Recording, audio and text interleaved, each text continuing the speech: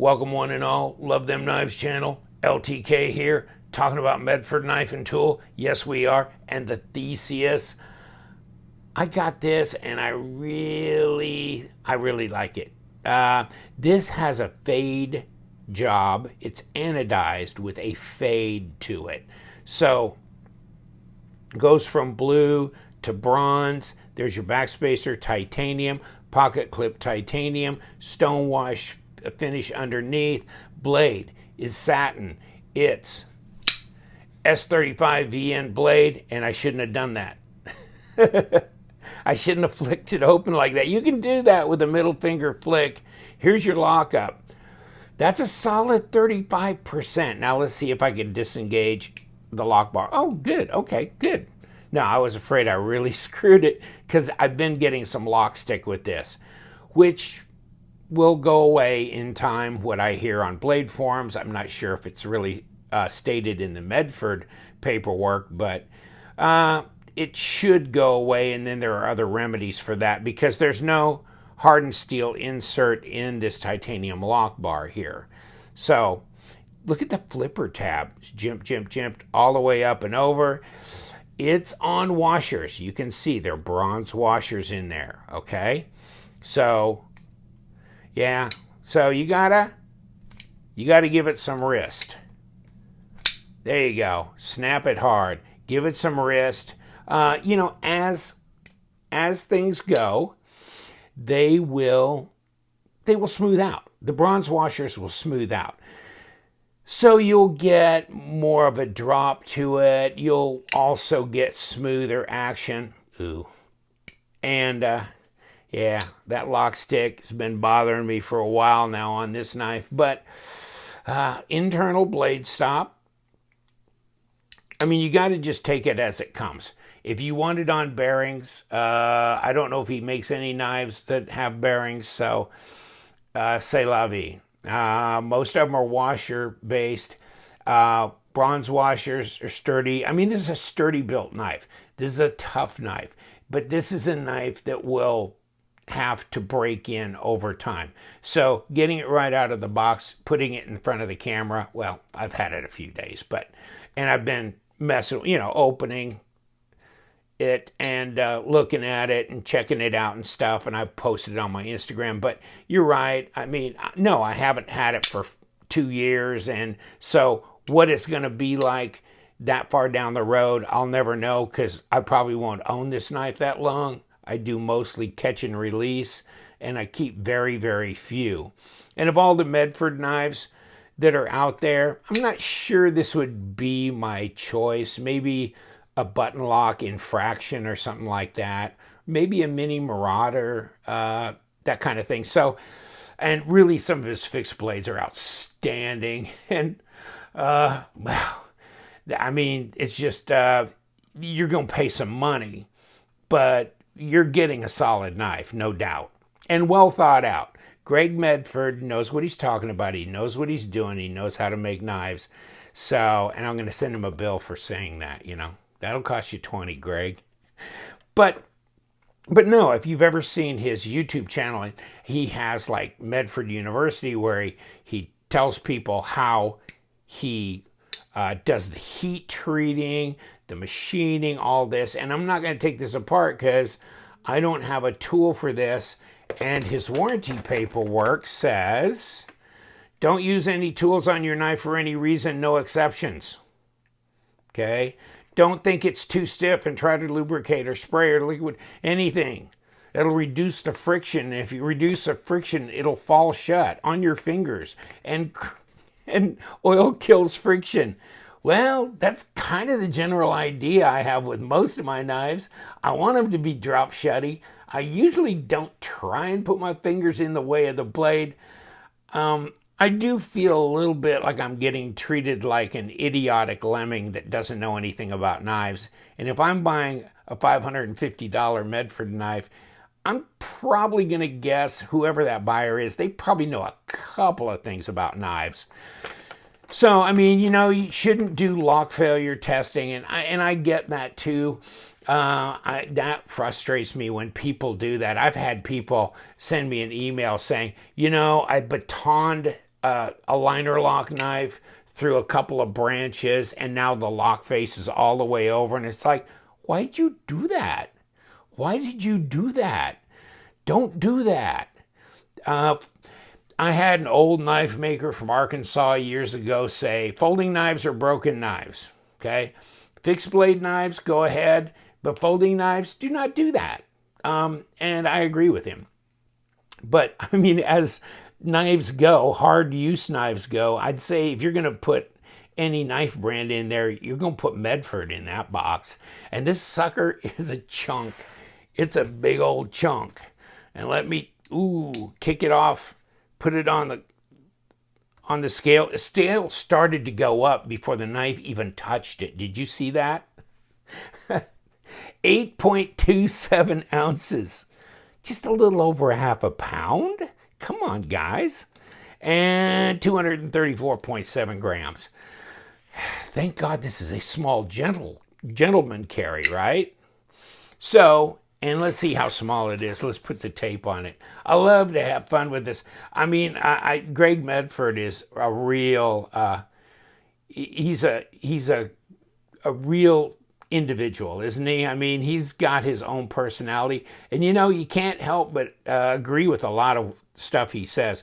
95 millimeters, 3.65 inch blade, somewhere in there. Coming up on 8 1/4 overall if you go all the way out to where the lanyard goes through, and 21 centimeters if we could keep our tape in place. Not quite 21 centimeters, but we're getting close. Now let's take this out and figure out how far across the Grand Canyon we're going here. You know, it's not as fat as I had thought. 0.6 of an inch. Actually, I thought it would be fatter than that. 0.18, some blade stock there, huh? 4.7 millimeters. That's a fat daddy right there. That is a fat daddy. So, you know, the ergos on this, it comes back this way. So, you know, really, I'm kind of struggling there. No. This guy's got to be back up here. Okay, and we've got a choil here for sharpening. And I'll bet one thing, dollar to a donut, that this S35 VN's heat treated properly, because I would have a lot of confidence, yes, in anything that he heat treats, because he does it in small batches. So, yes, absolutely. And, you know, that's kind of the whole point, isn't it? You want a blade that's properly heat treated, that to the kind of steel that it is, that it has the appropriate heat treat for whatever it is, D2, S35, 204P, whatever. So that's where you can have that degree of confidence. No edginess here. This is nice because you could take it open, front or back, and yes, it's edgy enough to make good contact with your fingers. There's no blade play or lock rock, and it is centered perfectly. Let's take a look at the plunge. That looks right on right there. And even this grind up here looks beautiful right there. The tip is reinforced. So that's good. That's solid. Yeah, reverse grip. Yeah, that feels good because I got my thumb right on there. And there's where you can put a lanyard as well. So let's take a look at blade to handle length. I can touch the end of that blade. We're good there. We're definitely good there. I think the detent is appropriate on this. It's definitely not light. Okay? It's not light. No, I can't throw this out at all.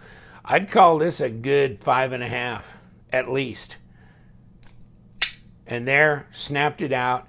Got to give it a little force when you flip this for a while till it smooths out. So I have to snap it pretty good to get it open. Middle finger flick. Okay, that was maybe a little much. So That actually is a little easier to do like that and kick it open. The design flow is fine. That's nice. So detent is definitely strong enough. It's definitely adequate. And design flow is good. Blade to handle length is good. All that kind of thing. So no complaints there. Just, it's not a bearing knife. It's not on bearings. So it is what it is. No apologies. That's the way this knife was designed. I'm not trying to make excuses. And a lot of people are going to say, you know, for that price, forget it. If it doesn't have bearings or hardened steel insert, this is what it is. It is what it is. No excuses. Now, Smooth Criminal, that's a button lock. So you can get button locks. The Infraction is button lock. There's others. And Smooth Criminal is less expensive. And there are knives that are Medford knives that are way less expensive than $550. So you can get down in the low threes, I believe, on Medford knives. And I do believe I saw an automatic that he'd done, and I looked at that too. I can only do them one at a time, maybe one per every 2 months because of the price. I mean, I'm paying what you're paying, folks. So, it does come in this plastic box, which these are nice weatherproof boxes here. Warranty, maintenance, all this kind of stuff here. And then, of course, they got this lanyard on here. And then, of course, he's got the dog tag with Medford.com and their phone number, 100% made in the US of A. And here's the box, the outer box that it came in, okay? So in there is where this and the warranty, which is no holes barred, chit chat on the warranty. But this is what it says here. Theseus S35VN satin, standard grind, ano fade, blah, blah, blah. So, yeah, they're not inexpensive knives, but American knife manufacturers, you know, they got all the pollution standards they got to meet, and they got to pay, you know, matching FICA and all that stuff for employees and benefits. And, you know, it's just a lot more expenses that they go through. There's no contouring here, and it's milled here. I kind of wish in some way they could have brought some of this back here. Maybe come across here with this, you know, and make that match. And then one or two of these across here. I have seen that mirrored, you know, milling mirrored on the back as well as the front. Now, I understand leaving it plain because of the pocket clip and the way that interacts with your pocket, but I still think this would be nice if it was done on the reverse. I'm not big on knives where there is definitely a presentation scale and a non-presentation scale. I want something that matches front and back, so this bothers me a bit. It'd be nice if they did also, a lot of times you can see that they do the cutaway for the lock bar, not on the outside here, but on the inside. So that'd be interesting as well. Looks like they machined a way here for your thumb to get in there and disengage. So is it easy to disengage this? Yeah. Yeah. Big old thick, and maybe that's of interest to you as well. You know, 4.6 millimeters, 0.18. Yeah. Scales here. That's heavy. That's heavy duty. Looking inside, no, there's no weight relieving going on in there. Could there be? Would that be a problem? I've seen it done. I can't imagine that would be a huge issue, and it would take some weight off the knife. So, a couple of things. Hardened steel insert, just me, but I think that helps out. Weight relieving, yes, and a little bit more symmetry going here from front to back. I don't care that it's on washers, that's fine. They'll smooth out over time, and it's a working knife. He's made these knives to be a working knife and to take a while to break in. So I accept things as they stand when you explain them to me. If that's your stance, then so be it. Check it out. Theseus, yes. Big old heavy backspacer. I mean, this is definitely a tough knife. And I'm not going to do anything to void the warranty. And yeah, I'll pass it on. If this was lighter, if it had a hardened steel insert, if they did some milling on this backside, I guess maybe I'm asking for a full custom, And so this, and I'm going to start looking at more Medford knives.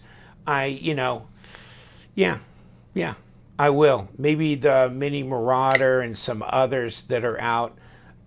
Because, yes, the infraction with the button lock, that's interesting as well. They make a lot of different knives, and no, it's not just titanium and D2 like it was years ago.